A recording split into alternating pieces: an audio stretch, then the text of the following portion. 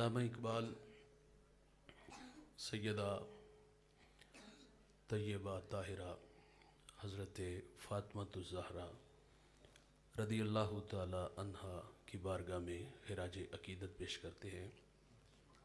مریم از یک نسبت عیسیٰ عزیز، از سے نسبت حضرت زہرا عزیز، نور چشم رحمت للعالمین، آ امام اولین و آخرین، بانوے آ تاجدار حل عطا، مرتضی مشکل کشا شیر خدا، مادر آ مرکز پرکار عشق، مادر آ قافلہ سالار عشق۔ اقبال کہتے ہیں کہ حضرت مریم سلام اللہ علیہ اللہ کے نبی حضرت عیسیٰ علیہ السلام کی والدہ ہیں، اور یہ انہیں ممتاز کرتی ہے کہ آپ کا اعزاز کہ آپ حضرت عیسیٰ علیہ السلام کی والدہ ہیں، لیکن سیدہ کا اعزاز سنیے گا۔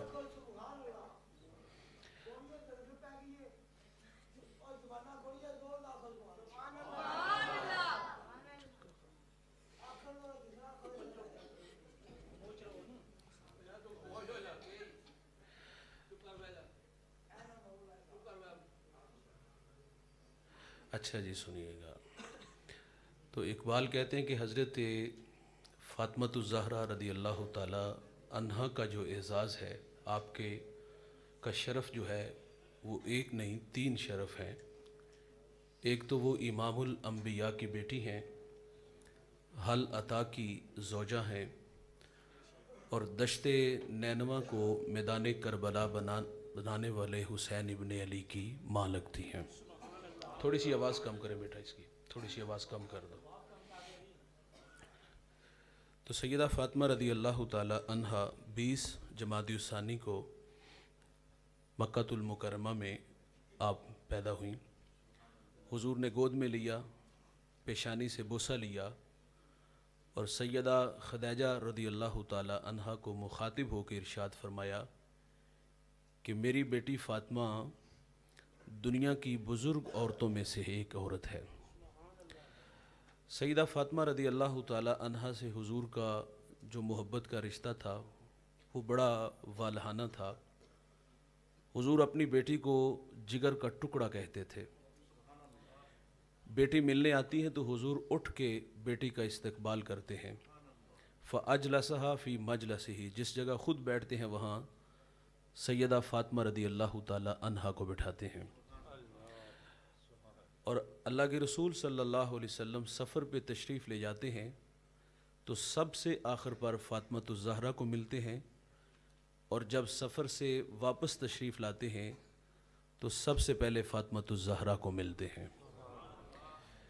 میرے کریم آقا صلی اللہ علیہ وسلم نے بیٹی کو جو عزت تکریم جو مقام عطا فرمایا، آپ اس معاشرے کو پڑھ کے دیکھیے گا کہ اس زمانے میں بیٹی کے ساتھ سلوک کیا تھا۔ منحوس کہتے تھے، زندہ درگور کرتے تھے۔ سنن دارمی کا حوالہ ہے، ایک صحابی ایمان لائے اور ایمان لانے کے بعد عرض کرتے ہیں کہ حضور میں نے زمانہ جاہلیت میں اپنی بیٹی کو پانی کے کنویں میں ڈبو کے مارا ہے، اور اس کی چیخیں آج بھی سنائی دیتی ہیں۔ عرض کی حضور اس کو میں کنویں پر لے آیا اور اس کو دھکا دیا، اس کے قد سے بڑا پانی تھا، جب وہ پانی میں گری تو غوطہ کھا کے اوپر آئی، اور اس نے مجھے دیکھا اور مجھے دیکھ کے کہتی یا اباتاہ، ہائے میرے ابا مجھے بچا لے۔ حضور اتنا روئے کہ حضور کی ساری داڑھی آنسوں سے تر ہو گئی۔ حضور فرما دے مجھے دوبارہ بتاؤ، سناؤ، جب تم نے اپنی بیٹی کو پانی کے کنویں میں ڈبو کے مارا، وہ ننھی کلی غوطہ کھا کے اوپر آئی، تیری طرف دیکھا، تجھے دیکھ کے اس نے کیا کہا؟ تو وہ عرض کرتے حضور اس نے مجھے کہا کہ ہائے میرے ابا مجھے بچا لے۔ یہ بیٹی پانی کے کنویں میں ڈوب کے مری، یہ بیٹی زندہ درگور ہوئی، اس بیٹی کو منحوس کہا گیا۔ تو کریم آقا صلی اللہ علیہ وسلم نے آ کے بیٹی کا وقار بلند کیا، اپنی بیٹی کے بارے میں فرمایا یہ جگر کا ٹکڑا ہے، اور اس کا کھڑے ہو کر استقبال کیا۔ اچھا، بیٹی کا وقار اتنا بلند ہوا. ساسا بن ناجی المجاشی یہ عرب کا بہت بڑا شاعر ہے. ایمان لانے کے بعد حضور سے ایک دن عرض کرتے ہیں حضور میں نے زمانہ جاہلیت میں 360 بچیوں کو زندہ درگور ہونے سے بچایا ہے. شاعر تھے اور شاعر کا دل گداز ہوتا ہے. شاعر تو شاخ سے پھول بھی نہیں توڑتا، دل کا اتنا گداز ہوتا ہے. تو کہا حضور میں نے 360 بچیوں کو زندہ درگور ہونے سے بچایا، ان کے ظالم باپوں کو فدیہ دیا، گابن اونٹنیاں دیں. تو عرض کی حضور یہ عمل تو جہالت کے زمانے کا ہے لیکن عمل اچھا ہے، تو کیا وہ عمل جو جہالت کے زمانے میں کیا گیا ہے کیا اس کا بھی اللہ کے ہاں کوئی صلہ اجر ہے؟ تو میرے نبی فرماتے اللہ نے تجھے صلہ عطا تو کر دیا ہے. عرض کی حضور وہ کیسے؟ فرمایا اللہ نے تجھے دولت ایمان سے مالا مال نہیں کر دیا. بعض کا جہالت کے زمانے میں کیا گیا اچھا عمل بندے کی ہدایت کا سبب بن جاتا ہے. تو اللہ کے رسول صلی اللہ علیہ وسلم نے اپنی بیٹی فاطمہ کو بے پناہ محبت عطا فرمائی، اور سیدہ فاطمہ رضی اللہ تعالی عنہا کو بحیثیت بیٹی دیکھا جائے، بیٹی کے روپ میں دیکھا جائے تو آپ نے ساری زندگی کبھی اپنی زبان پر جو ہے وہ ایک لفظ بھی شکوے کا نہیں کہا، کبھی شکایت نہیں کی، بلکہ حضور نبی رحمت صلی اللہ علیہ وسلم کے دکھوں کا ساتھ مداوا بنی. زندگی میں امتحان آزمائشیں آئیں تو سیدہ فاطمہ رضی اللہ تعالی عنہا نے اس پر صبر کیا. 3 سال میرے نبی نے انفرادی دعوت دی. پھر اعلانیہ جب تبلیغ کا آغاز ہوا، لوگوں کو جمع کر کے رسول اللہ صلی اللہ علیہ وسلم نے فرمایا کہ لوگوں کے سامنے توحید کا اعلان کیا، بتوں کی مذمت کی، اور فرمایا کہ اللہ نے مجھے نبوت اور رسالت سے نوازا ہے. لوگوں کو آخرت کی بات سنائی اور آخرت کا ڈر سنایا. تو جو مخالفین تھے، اسلام دشمن تھے، مشرکین مکہ تھے، وہ تو سب جمع ہو گئے اور آگ بھڑک اٹھی اور انہوں نے حضور کی مخالفت شروع کر دی. مکہ میں ایک شخصیت جس کا نام ابو طالب ہے، سوائے آپ کے باقی سب آپ کے مخالف ہو گئے. اور جو گنتی کے لوگ تھے یار، جو انگلیوں کے پوروں پہ گنے جاتے تھے، جو ایمان لائے، ان لوگوں کے ساتھ ان لوگوں نے پھر کیا سلوک کیا. بلال حبشی کو پڑھ کے دیکھیے گا، جلستی ریت پہ لٹایا گیا اور بلال حبشی کو مکے کی گلیوں میں گھسیٹا گیا. بلال کے سینے پر بھاری پتھر رکھے گئے اور بلال حبشی کے گلے میں رسی ڈال کے اوباشوں کو دی گئی اور کہا اس کو مکے کے گلی بازاروں میں گھسیٹو. کتنے دکھ بلال حبشی کو، عمار ابن یاسر کو، حضرت سمیہ کو، حضرت زبیر کو اور حضرت عثمان غنی کو. سکا چچا جو ہے وہ دھونی دیتا ہے اور کہتا ہے اس کا نام لینا چھوڑ دے. کہا جان جا سکتی ہے لیکن محمد عربی کی غلامی نہیں چھوڑ سکتا. مکہ کے لوگوں نے ان مٹھی بھر لوگوں کو جو دکھ اور تکلیفیں دی گئیں، یہ تو وہ لوگ ہیں جو ایمان لائے. اور حضور کے ساتھ ان لوگوں کا کیا سلوک تھا. سیدہ فاطمہ رضی اللہ تعالی عنہا کی عمر ابھی 5-6 سال تھی. آپ کے گھر پر پتھر برسائے گئے، غلاظت پھینکی گئی. عین سجدے کے حالت میں میرے کریم آقا صلی اللہ علیہ وسلم کے گلے میں رسی ڈالی گئی اور اس کو تو دیا گیا. اتنے بل دیے گئے کہ حضور کی سانس رکنے لگی. یہ مکہ المکرمہ میں کریم آقا صلی اللہ علیہ وسلم کے ساتھ ان لوگوں کی یہ زیادتیاں تھی. یہ ان لوگوں نے نبی رحمت صلی اللہ علیہ وسلم کو اتنے دکھ دیے تھے. اور آپ پڑھ کے دیکھ لیے، دار الندوہ میں بیٹھ کے ان لوگوں نے باقاعدہ سازش کی، اور اس سازش میں کیا ہوا کہ 3 سال شب ابی طالب میں آپ کو محصور رکھا گیا. سوشل بائیکاٹ ہوا، ماؤں کی چھاتیوں سے دودھ خشک ہو گیا. بچے بھوک کی وجہ سے روتے ہیں تو مائیں منہ پہ تھپڑ نہیں مارتی، بس اتنا کہتی کہ بیٹا اگر تمہارے رونے کی آواز کافروں نے سنی تو وہ تمہارے نبی محمد کو تانے دیں گے. بچے خاموش ہو جاتے. صحابہ کہتے ہیں ہم نے پتے کھا کے گزارا کیا، چمڑے بھگو بھگو کر کے گزارا کیا. ایک صحابی کہتے ہیں گیلی جگہ پاؤں آیا، نہ جانے وہ کیا تھا، اٹھایا کھا لیا، آج تک خبر نہیں کہ وہ چیز ہے کیا تھی. یہ 3 سال شب ابی طالب میں رہے. پھر جب اس گھاٹی سے باہر آئے تو چند دن بعد جناب ابو طالب کا انتقال ہو گیا. ابھی کچھ دن گزرے تھے کہ سیدہ خدیجہ رضی اللہ تعالی عنہا کا بھی انتقال ہو گیا.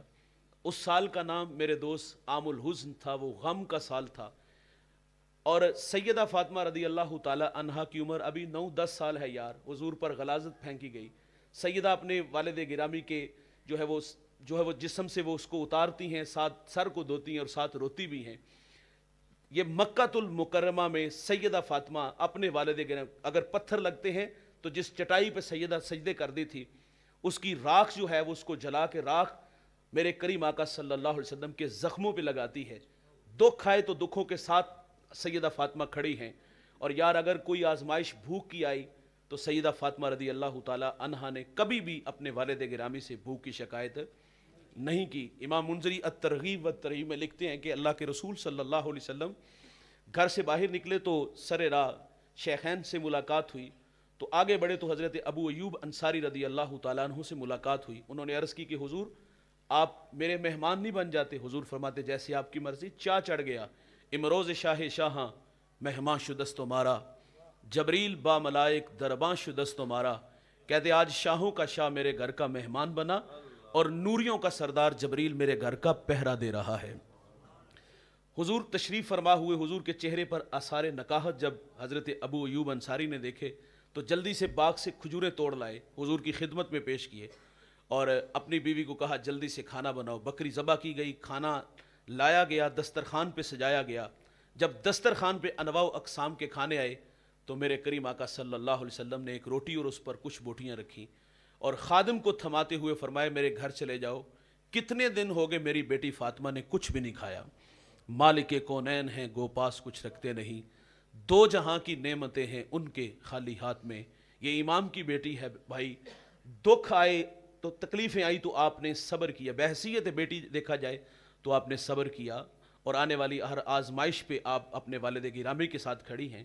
اور اگر آپ کو بحیثیت بیوی دیکھا جائے, بیوی کے روپ میں دیکھا جائے, تو سیدہ فاطمہ رضی اللہ تعالی عنہا نے اپنے شوہر جناب علی المرتضیٰ رضی اللہ تعالی عنہ کے ساتھ جو وفا کا رشتہ نبھایا, یہ 2 ہجری میں سیدہ فاطمہ کا نکاح مولا کائنات سے ہوا.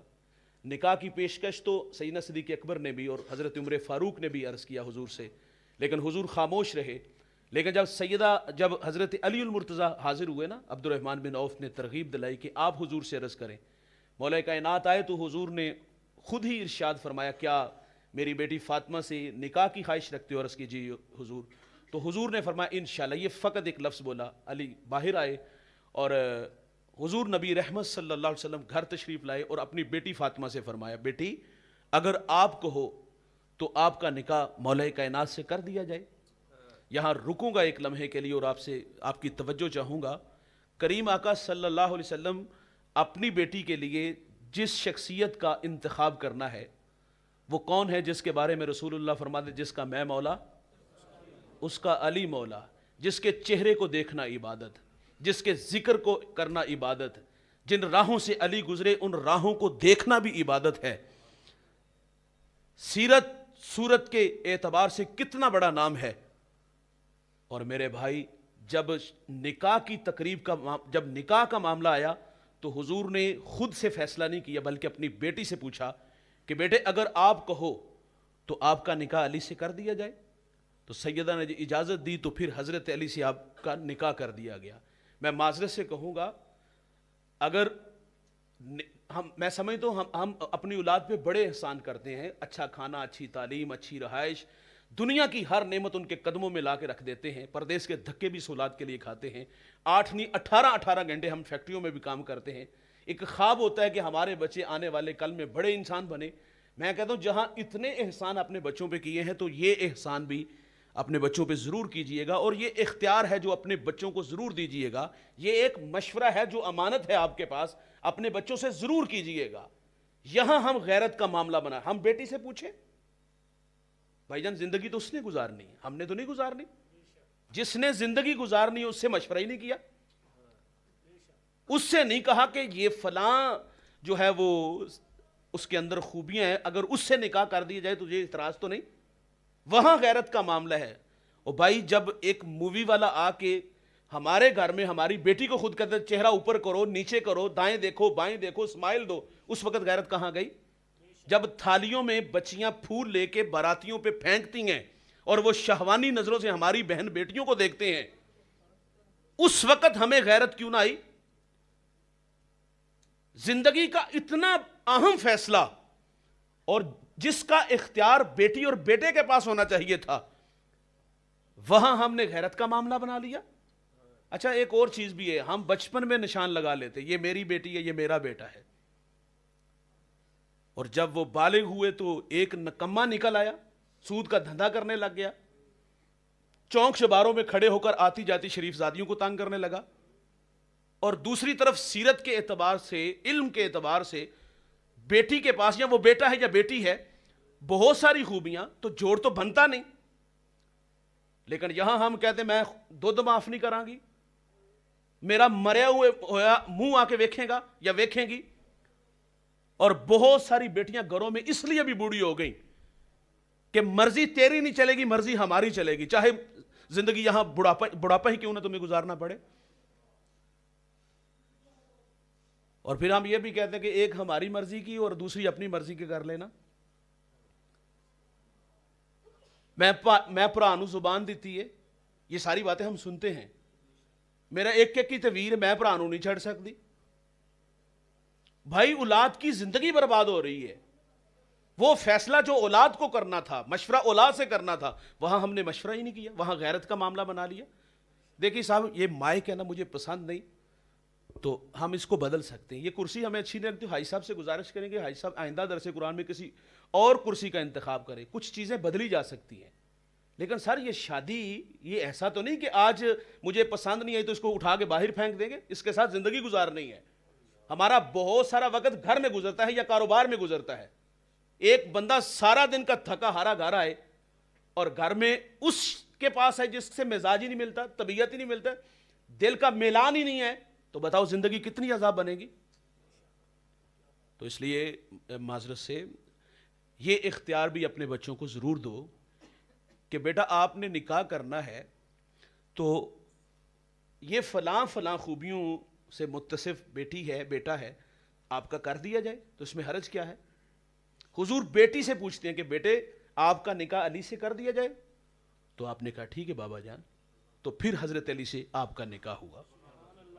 اور پھر سیدہ فاطمہ رضی اللہ تعالی عنہا کو حضور نے تھوڑا سا سامان دیا، وہ انگلیوں کے پوروں پہ گنے جا سکتا ہے، چکی ہے، مشکیزہ تھا، بستر تھے، اور اس کے علاوہ مٹی کے گھڑے تھی، اور کچھ ہوگا تھوڑا سا. اور یہ بھی امت کی بیٹی کی سہولت کے لیے ہے کہ اگر حضور چاہتے تو زمانے کے خزانے سیدہ فاطمہ کے قدموں میں ڈھیر کر دیتے، جنت سے جوڑے آ سکتے ہیں یار. لیکن آج کتنا مشکل ہو گیا غریب کی بیٹی کے لیے، انتہائی معذرت سے. آج بیٹیاں گھروں میں بوڑھی اس لیے ہوئی کہ اس کے بوڑھے باپ کے پاس دینے کے لیے جہیز کا سامان نہیں تھا. چاندی اترائی بیٹیوں کے بالوں میں، مفلس کو پھر امید ہے کہ بارات آئے گی. کتاب زیست کا ایک باب اور بیت گیا، جہیز بن نہ سکا اور شباب بیت گیا. تو کتنی بیٹیاں اس لیے گھروں میں بوڑھی ہوئی کہ ان کے بوڑھے باپ کے پاس دینے کے لیے جہیز کا سامان نہیں تھا. حضور نے مختصر سا وہ سامان اپنی بیٹی کو دیا. اور پھر سیدہ فاطمہ رضی اللہ تعالی عنہا کی میں یہ بات عرض کر رہا ہوں، بحیثیت بیوی دیکھا جائے تو سیدہ فاطمہ نے اپنے شوہر کی خدمت عبادت سمجھ کے کی. چکی چلاتی یار، ہاتھوں پہ چھالے پڑ جاتے ہیں، گھر میں جھاڑو بھی دیتی ہیں، برتن بھی دھوتی ہیں، چہرے کا رنگ متغیر ہو گیا. آج کو امیر کی بیٹی ہو نا، وہ کہتی میرے گھر میں تو 10 12 میری ملازمہ ہیں، میں کام کیوں کروں، شوہر کی خدمت کروں. جس کے بارے میں اللہ فرمائے کہ محبوب اگر آپ کو ہو تو ہم بطح مکہ کو سونے چاندی کا بنا دیں، جس کے دربان ابو بکر و عمر جیسے لوگ ہوں یار. یہ اس کی صاحبزادی ہے، شوہر کی خدمت کرنا عبادت سمجھتی ہیں. یہ بابا جی کو کوئی پرابلم ہے یا دوسرے دوستوں کو کوئی مسئلہ ہے؟ وہ تو بزرگوں کا، دوسروں کا تو ٹھیک لگ رہا ہے مجھے، وہ بھی باہر چلے گئے. اچھا سنیے گا جی، حضرت سیدہ فاطمہ رضی اللہ تعالی عنہا کو اگر بحیثیت ماں دیکھا جائے تو سیدہ فاطمہ رضی اللہ تعالی عنہا نے اپنے بچوں کی جس طرح تربیت کی، اور حضور کی امت کو وہ بیٹے عطا فرمائے جنہوں نے اپنی جان دے کے اسلام کی آبرو بچا لی. اگر بحیثیت، اور سیدہ کا کام کیا تھا، دودھ بھی پلاتی تھی، سونے محمد پہ درود بھی پڑھتی تھی، اور بچوں نے دشت نینوا کو میدان کربلا بنا دیا. اور اقبال فاطمہ تو زہرا کو خراج پیش کرتا ہے نا، وہ کہتا ہے اگر اقبال فاطمہ تو زہرا کو خراج عقیدت یہ پیش کرتا ہے، وہ کہتا ہے کہ فاطمہ میں تیرے بابا کی شریعت کا پابند ہوں، رشتہ آئین حق زنجیر پاست، پاست فرمانے جناب مصطفیٰ است، ورنہ گردے تربتش گردید میں سجدہ برخا کے اوپاشید میں. اقبال کہتا ہے سیدہ تیرے بابا کی شریعت کا پابند ہوں, حکم ہے کہ اللہ کے علاوہ کسی کو سجدہ جائز نہیں. ورنہ اقبال کہتے ہیں آج جی چاہتا ہے کعبے کی طرف رخ کر کے سجدہ نہیں, تیری قبر کی طرف رخ کر کے سجدہ کروں. کعبے کا طواف نہیں, تیری قبر کا طواف کروں, کیونکہ جو کام تو نے کیا ہے وہ دنیا کی کسی اور عورت نے نہیں کیا. نبی کے گھر کی ہے عزت نبی سے سنتے ہیں, علی کے گھر کی ہے عظمت علی سے سنتے ہیں. وہ جس نے معزز کیا گھرانے کو, حسین پال کے دیا جس نے زمانے کو. تو سیدہ فاطمہ رضی اللہ تعالی عنہا نے اپنے بچوں کی تربیت کی اور بچوں نے پھر اسلام کی آبرو بچا لی. ماں کا کردار نسلیں بناتا ہے. نپولین یا ہٹلر نے کہا تھا اچھی مائیں دو میں تمہیں اچھی قوم دوں گا, اور اولاد کے حقوق میں پہلا حق بھی یہی ہے کہ ان کے لیے اچھی ماں کا انتخاب کیا جائے. عرب کا ایک شاعر تھا, اس نے اپنے بچوں کو ایک دن کہا کہ میں نے 2 احسان کیے تمہارے اوپر, ایک ولادت سے پہلے اور دوسرا ولادت کے بعد. بچوں نے کہا کہ ابا جان جب ہمارا وجود ہی نہیں تھا احسان کیسا؟ یہ احسان تو سمجھ میں آتا ہے کہ آپ نے اچھی تعلیم دی, اچھا ماحول دیا, اچھی تربیت کی, لیکن جب ہم تھے ہی نہیں تو احسان کیسا؟ تو اس نے کہا کہ بیٹا میں شاعر ہوں اور شاعر حسن دیکھنے میں دلیر ہوتا ہے. میں نے اپنی خواہش کو پیش نظر نہیں رکھا, بلکہ تمہارے لیے ایک ایسی عورت کا انتخاب کیا جو آنے والے کل میں تمہارے لیے اچھی ماں ثابت ہو سکے. یہ میرا احسان ہے تمہارے اوپر. اور اولاد کو اگر نیک بنانا ہے تو اس کے لیے ایک آسان سا طریقہ ہے دوست. اولاد کو نیک بنانے کا آسان طریقہ یہ ہے کہ آپ خود نیک بن جاؤ. سیدہ فاطمہ رضی اللہ تعالی عنہا ساری رات سجدے میں گزار دیتی تھی, اور ایک دن اللہ سے کیا کہتی, یا اللہ تیری راتیں مختصر ہیں, رات بیت جاتی ہے فاطمہ کو ذوق بندگی نہیں پورا ہوتا. اللہ ایک رات تو دے دے جی بھر کے تجھے سجدے تو کر لوں. یہ سجدہ سیدہ فاطمہ کو بابا سے ملا نا. حضور ساری رات اللہ کے حضور کھڑے رہتے تھے. اور امام زین العابدین رضی اللہ تعالیٰ عنہ فرماتے ہیں میں نے تہجد اپنے باپ سے سیکھی ہے. یہ گھر کے ماحول سے سجدے ملے تو کربلا تک سجدے گئے, وہاں بھی سجدہ قضا نہیں ہوا. تو بحیثیت والدہ اگر سیدہ کو دیکھا جائے تو آپ نے بچوں کو اچھی تربیت کی اور حضور کی امت کو یہ کمال بیٹے عطا فرمائے.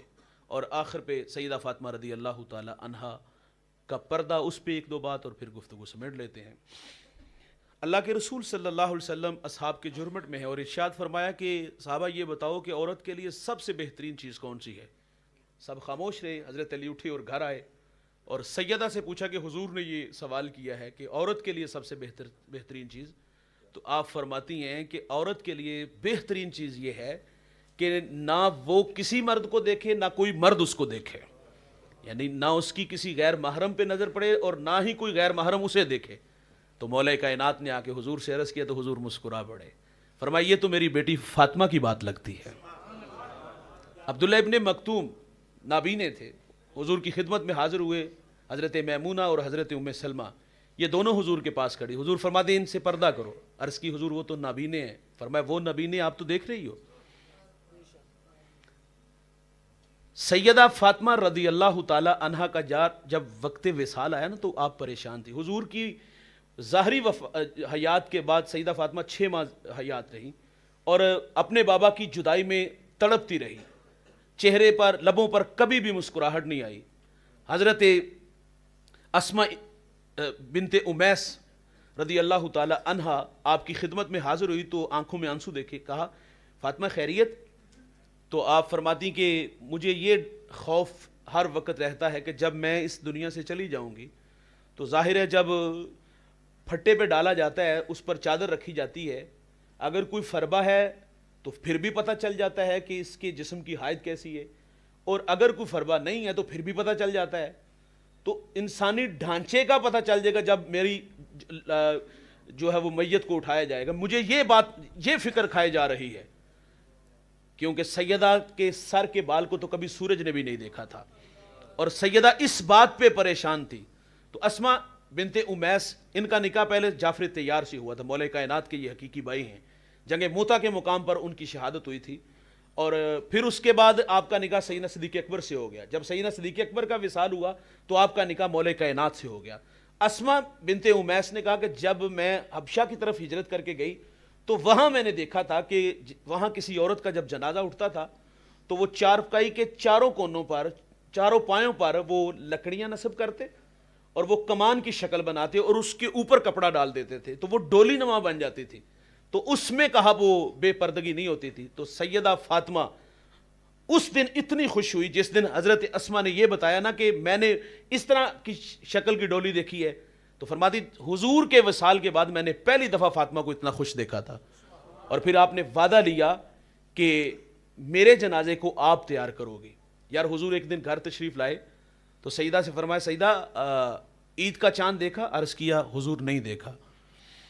تو فرمایا سارے زمانے نے دیکھا ہے۔ عرض کی حضور جسے سارا زمانہ دیکھے اسے فاطمہ نہیں دیکھتی، جس چاند پہ غیر محرم کی نظر پڑی ہو فاطمہ اسے نہیں دیکھتی۔ آج فاطمہ الزہرا کی کنیز بننے کی خواہش تو ہے قوم کی بہن بیٹی کی، لیکن لباس فاطمہ والا نہیں ہے، شرم و حیا فاطمہ الزہرا والی نہیں ہے۔